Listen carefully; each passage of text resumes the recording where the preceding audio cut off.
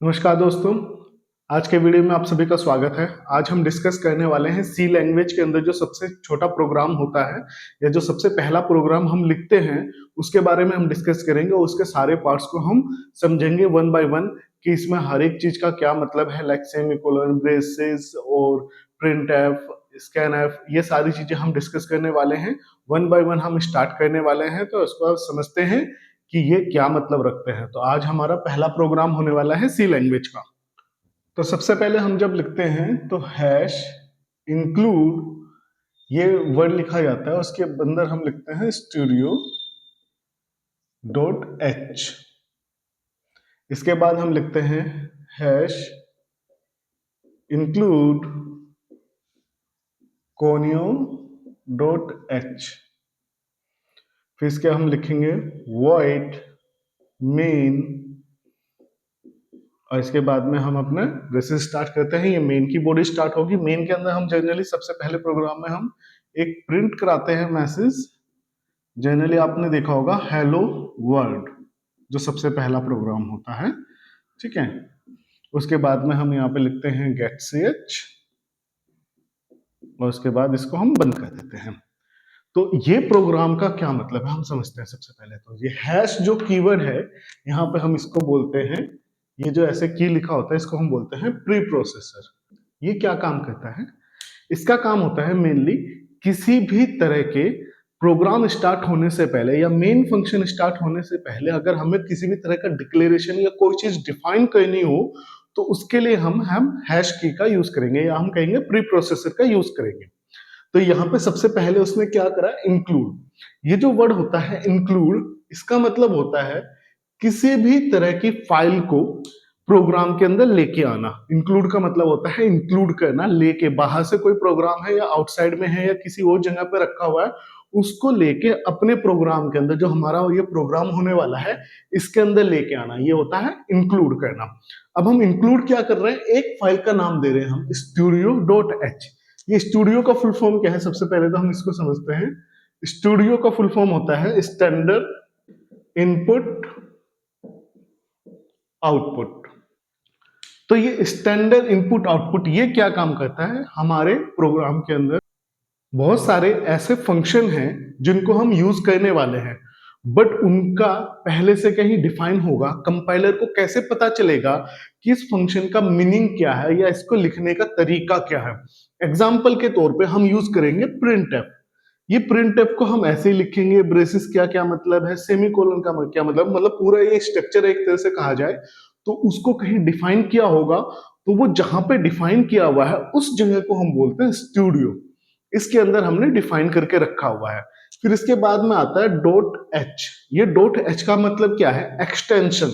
आपने देखा होगा जनरली अगर मैं कोई फाइल लिखता हूं सागर डॉट पीडीएफ, तो इससे आप समझ जाएंगे कि ये कोई पोर्टेबल डॉक्यूमेंट फॉर्मेट है। अगर इसके बाद में लिखा होता है जेपीजी, तो इससे हमें समझ में आ जाता है कि ये कोई इमेज टाइप की फाइल होगी। सेम अगर डीओसी लिखा है दैट मीन्स कि ये कोई डॉक्यूमेंट फाइल होगी, वर्ड फाइल। तो इससे हमें क्या होता है, एक्सटेंशन से हमें पता चलता है कि फाइल किस तरह की है। सिमिलरली अगर यहाँ पे लिखा हो स्टूडियो डॉट एच, इसका मतलब है ये एक हेडर फाइल है। हेडर फाइल क्या होती है, सी प्रोग्राम के अंदर हम बहुत सारी फाइल को यूज करने वाले हैं, उन फाइल में से एक होता है हेडर फाइल। ये हेडर फाइल यूज की जाती है आपकी मेनली जो कि प्रोग्राम से पहले हम लिखते हैं, जहां पे किसी भी तरह के डेफिनेशन डिफाइन होते हैं या किसी तरह के फंक्शंस हैं उनका डिक्लेयर करा हुआ है, उनकी बॉडी वहां पे हम लोग लिखते हैं, वहां पे डिक्लेयर करके रखते हैं पहले से, ताकि हम उसको अपने प्रोग्राम के अंदर यूज कर सके, और उसका यूज करने का तरीका भी वहां पे बताया जाता है। तो जैसे प्रिंटफ है, तो इस प्रिंटफ फंक्शन को हमने पहले से डिफाइन किया हुआ है स्टूडियो डॉट एच के अंदर। तो अगर आप प्रोग्राम स्टार्ट कर रहे हैं तो सबसे पहले आपको एक ये लिखना पड़ता है हैश इंक्लूड या pre processor include studio dot H. इसके बाद में बात आता है सेकंड, हमने एक सेकंड फाइल इंक्लूड करी है that is known as conio, console input output. Conio का फुल फॉर्म क्या है, कंसोल इनपुट आउटपुट। ये क्या काम करता है, जनरली जब हम प्रोग्राम को बनाते हैं हमें दो चीजों की रिक्वायरमेंट होता है। एक हमारा क्या होता है, हमें चाहिए होता है एक एडिटर। जिसपे हम प्रोग्राम को लिखेंगे। एडिटर जनरली वो जगह होते हैं जहां पे हम प्रोग्राम को टाइप करते हैं। उस जगह से हमारा जहां आउटपुट आता है वो होता है हमारा कंसोल, या फिर हम कहेंगे जो ब्लैक कलर की स्क्रीन आती है जब भी आप प्रोग्राम को रन कराते हैं, या ब्लू कलर की स्क्रीन आती है, जनरली ब्लैक ही मिलेगा आपको, उसको हम बोलते हैं कंसोल। जहां पे आपका आउटपुट शो होगा, प्रोग्राम को आप कंपाइल करेंगे, उसके बाद में आप रन करेंगे। जैसे ही प्रोग्राम कंपाइल हो जाएगा सक्सेसफुली, उसके बाद में जब रन होगा तो जहां पे रन होगा, जहां पे आपको रिजल्ट या आउटपुट शो हो रहा है, उस स्क्रीन को हम बोलते हैं कंसोल। तो कंसोल किस लिए, मैंने अगर ये आपने ध्यान दिया, यहाँ पे एक फंक्शन और है get C H. Get C H क्या काम करता है वो अभी हम बताने वाले हैं। गेट सी एच फंक्शन को कंसोल के अंदर डिफाइन करा हुआ है। अब नेक्स्ट लाइन है वॉइड मेन। ये जो वर्ड है मेन, अगर इसके सामने ये लगा हो, ये हम कहते हैं फंक्शन। ये एक फंक्शन है, ठीक है। फंक्शन का नेम क्या है, हमेशा स्मॉल लेटर से स्टार्ट होगा। इसके पूरे डेफिनेशन हम बताएंगे आगे। तो मेन फंक्शन है, इस मेन फंक्शन के सामने यहां पे एक होगा रिटर्न टाइप।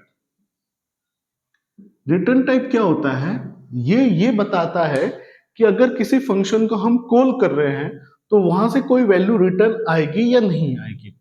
जनरली जब हम मेन फंक्शन बनाते हैं उसमें हम लोगों ने देखा होगा या तो वॉइड लिखा होगा या फिर लिखा होगा इंट। ये दो चीजें लिखी होती हैं। वॉइड का मतलब होता है नो रिटर्न वैल्यू। वॉइड का क्या मतलब होता है, नो रिटर्न टाइप या no return value. That means कि ये मेन फंक्शन जब इसको कॉल कराया जाएगा तो ये किसी भी तरह की वैल्यू को रिटर्न नहीं करेगा, ये होता है वॉइड। और अगर मैं यहां पे लिख दूं इंट तो ये होगा रिटर्न टाइप। और रिटर्न टाइप का मतलब है कि ये कोई वैल्यू रिटर्न करेगा। किस तरह की वैल्यू, इंटीजर वैल्यू। फंक्शन हमेशा सिंगल वैल्यू रिटर्न करता है। जब भी हम फंक्शन को कॉल कराते हैं वो सिंगल वैल्यू रिटर्न करेगा। और वो वैल्यू रिटर्न जब करेगा तो वो किस तरह की वैल्यू होगी, उसका डेटा टाइप क्या होगा, वो होगा इंटीजर टाइप का। ठीक है, इसके बारे में हम डेटा टाइप के बारे में आगे डिस्कस करने वाले हैं, उस वीडियो में आप देख सकते हैं आराम से। तो यहां पे हमने क्या देखा कि मेन एक फंक्शन है और ये इसका रिटर्न टाइप है। फिर मेन की बॉडी कैसे होती है, ये आपको दो साइन मिलेंगे। अगर हमारा यहाँ पे मेन लिखा है तो इसके बाद में ये दो साइन मिलेंगे जिससे हमारा बॉडी स्टार्ट होगा और एंडिंग होगा। इसके बीच में जो भी स्टेटमेंट आपके लिखे हैं वो जैसे ही हम इस फंक्शन को कॉल करेंगे तो ये एग्जीक्यूट होगा। अब अगर मैंने यहाँ पे लिख दिया कि यहाँ पे इंट है तो मुझे यहाँ पे लास्ट में एक स्टेटमेंट लिखना पड़ेगा रिटर्न, और यहाँ पे कोई भी डेटा हमें प्रोवाइड करना पड़ेगा। जनरली आपने देखा होगा जीरो विद सेमीकोलन। सेमीकोलन होता है टर्मिनेशन का साइन। सेमीकोलन का मतलब होता है टर्मिनेशन। का मतलब क्या है कि अगर आपका कोई भी स्टेटमेंट कंप्लीट हो रहा है तो हम सेमीकोलन लगाते हैं। लाइक इंग्लिश में हम लिखते हैं तो मैंने लिखा लाइक माई नेम इज सागर, और इसके बाद में ये स्टेटमेंट कंप्लीट हो गया, सेंटेंस कंप्लीट हो गया, तो मैं यहाँ पे फुल स्टॉप लगाता हूँ। सिमिलरली अगर आप सी में कोई प्रोग्राम बना रहे हैं तो वहां पे आपको टर्मिनेशन के लिए या फुल स्टॉप के लिए आपको सेमीकोलन लगाना पड़ेगा। तो यहाँ पे अगर आप देखेंगे दो स्टेटमेंट गिवन है, एक प्रिंटफ उसके बाद में सेमीकोलन लगा है, एक गेट ch उसके बाद में सेमीकोलन लगा हुआ है। अब इसके बाद में बात करते हैं, ये जो हमारा एक फंक्शन है दूसरा मेन के अंदर प्रिंटफ, ये क्या काम करता है। प्रिंटफ एक फंक्शन है या इसको हम कहेंगे प्रिंट फंक्शन। इसका क्या क्वालिटी है, इसके अंदर जो भी चीज हम लिख देंगे इन डबल कोटास के बीच में वो एज इट इज आपके कंसोल स्क्रीन पे डिस्प्ले हो जाएगा। इसका एक एक्सेप्शन ये है कि यहां पे कुछ हमारे स्केप सीक्वेंस होते हैं, उनको छोड़ के। वो कौन कौन से सीक्वेंस होते हैं, लाइक %d किसी इंटीजर नंबर को डिस्प्ले करेगा, C कैरेक्टर के लिए, S स्ट्रिंग के लिए, इसके अलावा /t टैब इंसर्ट करने के लिए, /n न्यू लाइन इंसर्ट करने के लिए। तो यहाँ पे ये सारी चीजें आप देखेंगे, इनको हम आगे डिस्कस करने वाले हैं। उसको छोड़ के यहाँ पे जो भी चीज लिखा होगा वो एज इट इज आपके आउटपुट स्क्रीन पे आ जाएगा। इसके बाद आता है गेट ch। गेट ch का काम होता है मेनली गेट कैरेक्टर, इसको हम कहेंगे गेट कैरेक्टर फंक्शन है ये। और ये आपकी कंसोल स्क्रीन को वेटिंग स्टेट में पहुंचा देता है और वेट करता है एक इनपुट का। बट इसके अंदर हमने कुछ नहीं लिखा, इसका मतलब वो कुछ काम नहीं करेगा। अब बात आती है कि आपने दो तरह के प्रोग्राम देखे होंगे अगर स्टार्टिंग में, ये दो तरह के सिंटैक्स जनरली आपको देखने को मिलेंगे। अब बात आती है कि मैं कौन सा फॉलो करूं। देखिए, सी एक कंपाइलर बेस्ड लैंग्वेज है, तो यहाँ पे क्या हो सकता है कि आपके सिस्टम के अंदर अलग अलग तरह के कंपाइलर हों। तो अगर आपका कंपाइलर अलग है तो आपको प्रोग्राम भी उसी स्ट्रक्चर में लिखना पड़ेगा। अगर आप यूज कर रहे हैं टर्बो सी, तो उसके अंदर आपको ये सिंटेक्स फॉलो करना पड़ेगा, जहां पे आपको कोनियो लेना पड़ेगा, वाइड मेन लेना पड़ेगा और गेट ch लेना पड़ेगा। ठीक है, ये कोनियो क्यों है? क्योंकि गेट ch जो फंक्शन है उसको डिफाइन करा हुआ है कोनियो के अंदर। और वर्ड क्यों? यहाँ पे रिटर्न टाइप नहीं दे रहे, स्क्रीन को होल्ड करने के लिए हम गेट ch हम यूज कर रहे हैं।